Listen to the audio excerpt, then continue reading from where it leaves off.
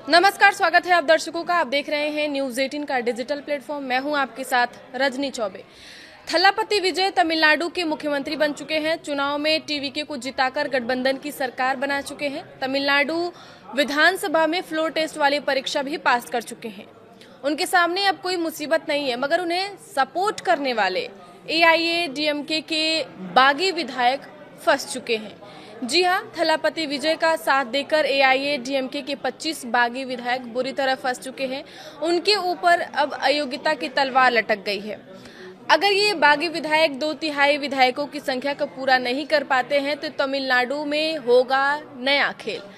दरअसल तमिलनाडु में बुधवार को मुख्यमंत्री जोसेफ विजय की सरकार ने विश्वास मत में 25 बागी एआईएडीएमके विधायकों के समर्थन से विधानसभा में भारी बहुमत हासिल किया।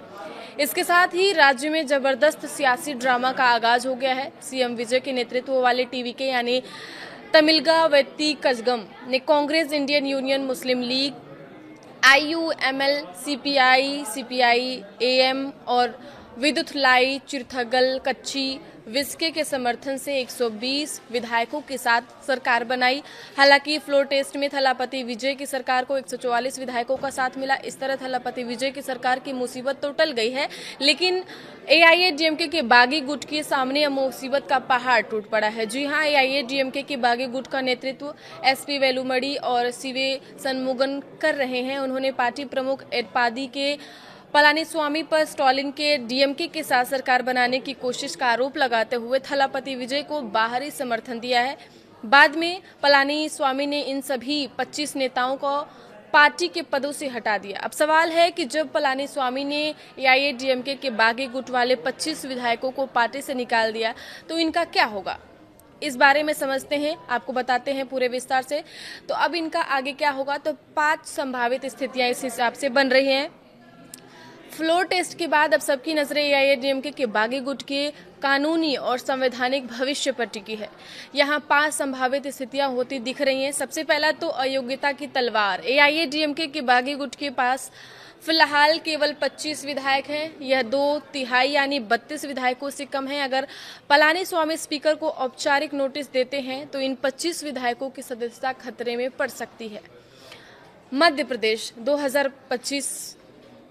2020 में और कर्नाटक 2019 के उदाहरणों की अगर बात की जाए तो पार्टी व्हिप का उल्लंघन करने पर स्पीकर इन्हें अयोग्य घोषित कर सकते हैं। दूसरा, मैजिक नंबर 32 की तलाश। एक ही शर्त पर इन विधायकों की राह आसान हो सकती है, वह है मैजिक नंबर 32। जी हां, एआईएडीएमके बागी गुट का मुख्य लक्ष्य 32 विधायकों की संख्या तक पहुंचना है। अगर वे पलानीस्वामी वाले गुट से 7 और विधायकों को अपने साथ कर लेते हैं तो बागी विधायकों की संख्या जो है वो 32 हो जाएगी। ऐसे में वे कानूनी रूप से असली एआईएडीएमके होने का दावा कर सकते हैं या किसी अन्य पार्टी में विलय भी कर सकते हैं। बिना अपनी सीट गंवाए तब तक वे कानूनी संकट में ही रहेंगे। उपचुनाव, तीसरा ये ऑप्शन है। अगर इन 25 विधायकों को अयोग्य घोषित किया जाता है तो तमिलनाडु में इन 25 सीटों पर उपचुनाव होंगे। यह मुख्यमंत्री विजय के लिए बहुमत के लिए जरूरी 118 सीटों तक पहुंचने का बड़ा मौका और जोखिम दोनों हो सकता है। लेकिन ईपीएस यानी पलानीस्वामी के नेतृत्व वाली एआईएडीएमके या कमजोर हुई या डीएमके भी इन उपचुनावों के जरिए अपनी खोई जमीन वापस हासिल करने की कोशिश कर सकती है। चौथा, इस्तीफा देकर दोबारा चुनाव रणनीति। अयोग्यता का इंतजार करने की बजाय बागी विधायक तुरंत इस्तीफा देकर औपचारिक रूप से टीवीके में शामिल हो सकते हैं। इससे तुरंत उपचुनाव होंगे, लेकिन वे सत्तारूढ़ सरकार के टीवीके के समर्थन साथ टीवीके के टिकट पर चुनाव लड़ सकते हैं। 5वां और आखिरी, लंबी कानूनी लड़ाई बचती है भाई। अगर इन बागियों को अयोग्य घोषित किया जाता है तो कानूनी लड़ाई तय है, लेकिन उनके पक्ष में संभावना कम है। संभावना ऐसी है कि संविधान की 10वीं अनुसूची दल बदल कानून के तहत 2/3 संख्या पूरी न करने वाले गुटों को कोई खास सुरक्षा नहीं मिलती है।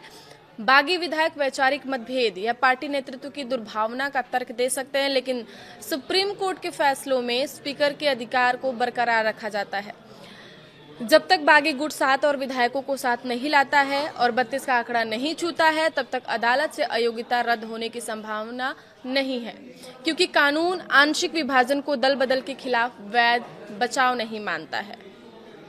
आगे की खबरों के लिए आप देखते रहिए न्यूज़ 18 का डिजिटल प्लेटफॉर्म। धन्यवाद।